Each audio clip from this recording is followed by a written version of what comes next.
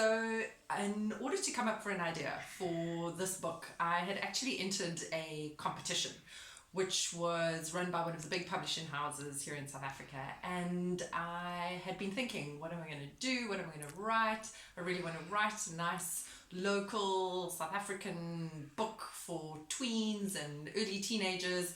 And then I went to gym to try and fix that problem of an idea.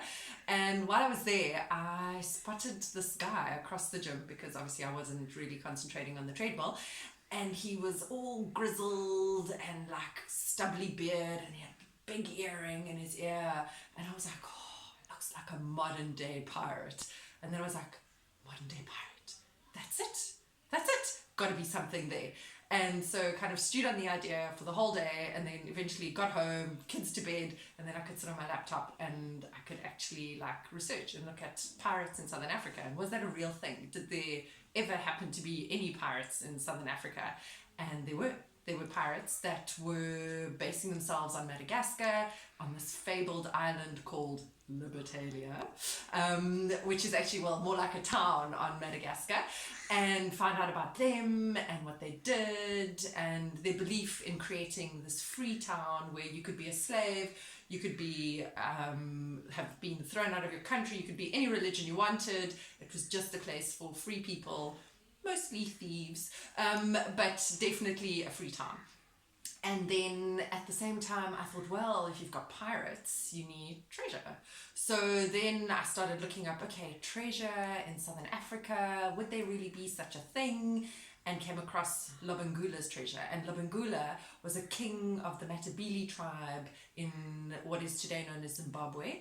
And he had amassed a great fortune. His father was Mzilikazi, who had been one of King Shaka's head honcho warrior kind of army generals, essentially. And Mzilikazi had left Shaka Zulu and taken all his followers up to what is now Zimbabwe, and they created this whole Matabele kingdom around Bulawayo. And so he had, Lobengula was one of his children, and Lobengula had amassed his father's treasure, which was gold and ivory.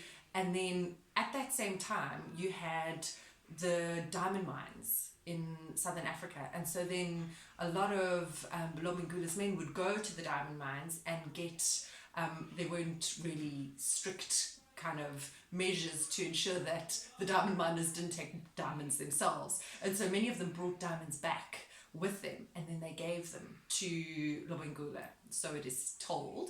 And so apparently Lobengula had this huge, massive treasure, and Cecil John Rhodes, in his expansion across Africa, said he was going to go up and take this land, and he wanted that treasure. And so these are kind of two parallel stories, and now I wanted to knit them together. Historically speaking, time-wise, I'm not too sure that it kind of is in absolute sync.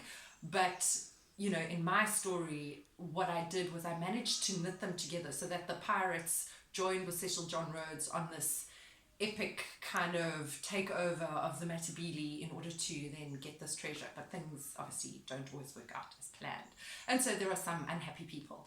And this then goes down the generations. And the kids that you find at the private school called Dayton College in the Eastern Cape, they are, you can see here, William, he is the descendant of the pirates, and Mzi, aka Mzilikazi, hint hint, he is the descendant of the great Matabele. And their families are obviously in a feud, which is centuries old. And the girls, Karabo, my beautiful Karabo, you can see she's holding a very special golden elephant. And that golden elephant has great symbolism in that once Cecil John Rhodes had burnt down Bulawayo, all that was ever found of the treasure was a little silver elephant. And that little silver/gold elephant becomes very important in the story, and you'll see how that happens.